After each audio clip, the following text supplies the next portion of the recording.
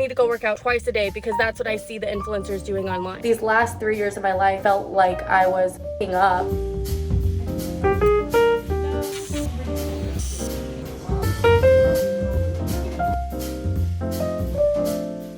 I made a promise to myself and I went and I did it, even though I haven't done leg day in possibly 2 weeks because, again, I've been hiking and using my legs for that. I had to go pretty light on the weight today. Still proud of myself for going because, truth be told, I didn't want to go this morning. Very proud of myself. Fitness has always been a thing for me, but it's been so odd. The wave of content creators came out that were fitness based and all the information that I was receiving was so overwhelming, and I was taking all of it because I was listening to everybody else's point of view and what worked for their body. My body was taking the hit because every body is so different that not everyone's body is the same. There's a lot of people that have very similar ways that their body works and that's what works for them. There's other people where their body doesn't work that way. Even though you might be wanting to look like this other person and you see their workout regimen, it does not mean it's going to work for you. And I've had to learn that so deeply. Now I'm on a routine where I know what my body likes. Finally, after so literal years of trial and error, like to a point where it was just so unhealthy. That's all I could focus on was I need to go work out twice a day because that's what I see the influencers doing online. That was not okay for my body because my body started to store fat because it was so used to me just overusing it, and it did not work for me. So what I do now, I just do like some fun walks, Papago Park, hikes, not just weight training. I go to a HIIT/strength class. Get your cardio, you also get your strength. That overall, honestly, after years of doing this,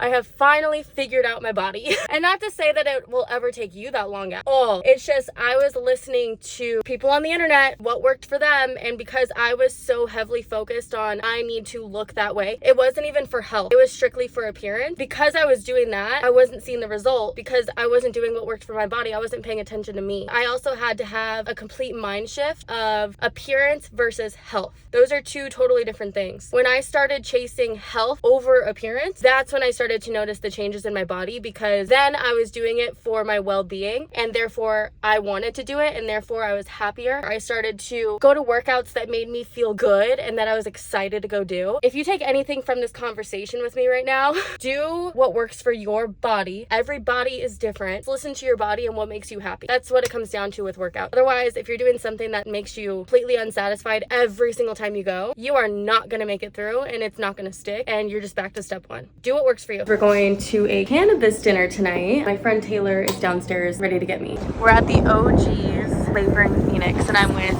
Taylor. They gave us some free roll stuff. We lost half. Hi! Right over there. These are little gummies. Live samples for you guys. Whole dinner going on. Starting with some flatbread. I may not have the availability to film everything because of the lighting. I'm going to show you guys what we're going to have. This is the course. We already had the mocktail right there. Appetizers, we just had the flatbread, street tacos, smoked salmon, pot roast, and then spring toadstool brownies.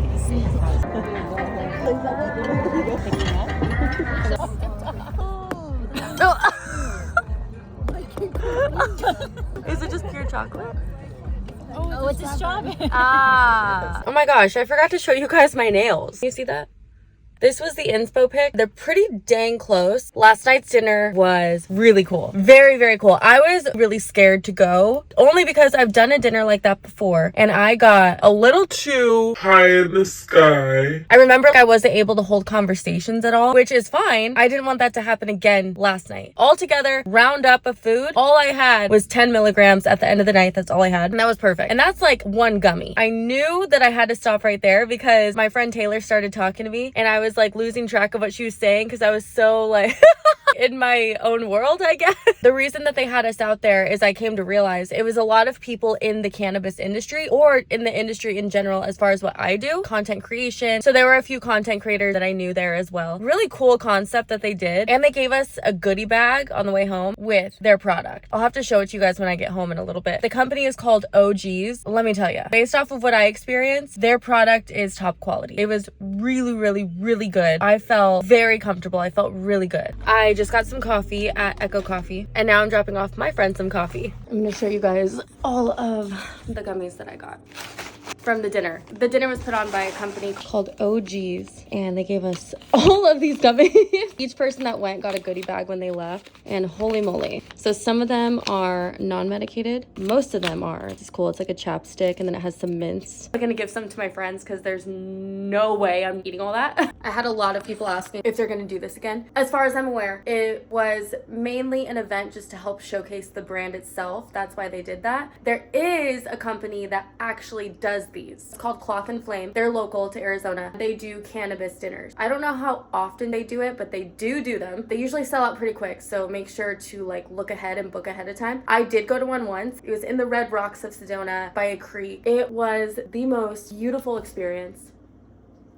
Here's some photos. It was a little more intimate. The ticket sales go to getting people out of jail that went to jail for cannabis. And now that it's legal, they're trying to get them out of jail. I know that there's a term for that. Incarcerated? I don't know. The cannabis dinner took place in Gilbert, and I live in Scottsdale. So after the cannabis dinner, my friend picked me up on his motorcycle. We were on the freeway, and I was just looking around at the city, the light, the views. I was able to see Camelback at one point. In the distance, there was lightning, and I just had a moment to myself on the back of the bike, obviously. I looked at my life from someone else's perspective, realized that my life is really cool. And that's something I've struggled with for so long, is I'm always in my head. I always think that I somehow said something wrong to somebody, somehow made someone upset, said something inappropriate. I am so in my head. It's insane. We're on the freeway. I take a step back in my head. I view my life through someone else's eyes. I don't know who, but and I look at my life. I'm there on the bike. I'm there looking at the view. I'm just realizing other people probably look at other people's lives and think their life is so beautiful and dreamy, and I wish my life was like that. And that's when it hit me. I want to be grateful for what I've done, where I'm at. Look at this view. This is where I'm at right now. This is amazing. I live an extremely good life. I made it for myself. I am here. This is incredible that I'm able to be here in this moment right now. This is me just looking at my life through another lens. And I just realized how beautiful it was and how much I overthink, how much probably everybody overthinks. And maybe it's just me. Maybe I just overthink that much. Everybody is going through something. Everybody is overthinking. Everybody feels the way of we're not doing enough or my life isn't enough. My thing is comparison. Oh, but they're doing this. They're doing that. They're getting this project. That's also my problem.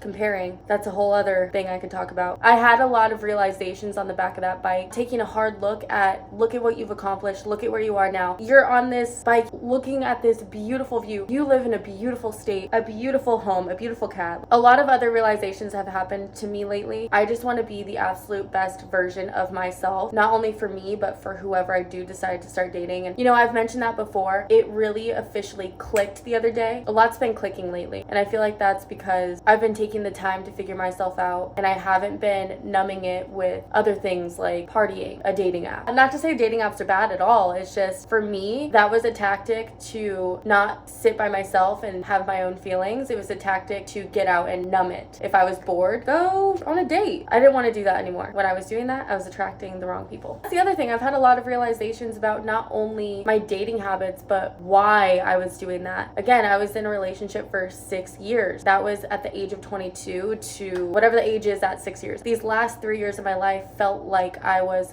up because I didn't ever have that time to do that. In your 20s is when you're kind of figuring it out and up, and I felt like I didn't get the opportunity to really do that because I was so stuck in building my brand, being in the relationship. I fucked up, don't worry. Like, I definitely did during that 6 years. I didn't date anybody else that entire time, so coming out of that and dating again, I was up. I really was, but I had to learn, and that's what it is. Like, I can't beat myself up over that. There are people that I won't even say their name that I dated because I'm so just absolutely not, what was I thinking? But I had to learn. This whole year has been awesome because I feel like I'm learning so much about myself every single day. I love that I'm not in that pit anymore of just feeling like every day is the same, and then also dating someone who doesn't treat me right. We're not doing that anymore. I'm really happy with where I'm at right now.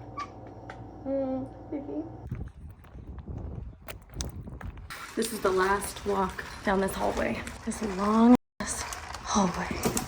Oh, I think I had too much caffeine today. I feel anxious. I don't know what is going on with me. But today is my last day in this office. The main reason I'm excited about this is I've been in this office for almost a year. It's very spacious. I have a little couch there. But the thing is, there's no window. I feel like I am kind of going a little crazy in here because I spend my whole day in here. Here's my lunch here. I pack everything for the day, which I need to eat right now, my God. I come here and I spend the majority of my day here editing, phone calls, Zoom. I'm not seeing the sun. And that's why I started working from home a little bit, which is what you guys have seen before. It was like, I'm going crazy in here. It could be pouring rain outside and I would have no idea. 'Cause originally I was thinking like, oh, I could just work from home and save money. But I tried that for a week. It just wasn't working for me. I need to know that I can differentiate home from work. That is why I'm moving. Let's eat. I have a lot of snacks in here. I do eat out of the peanut butter jar. Oh man, I have so much random stuff.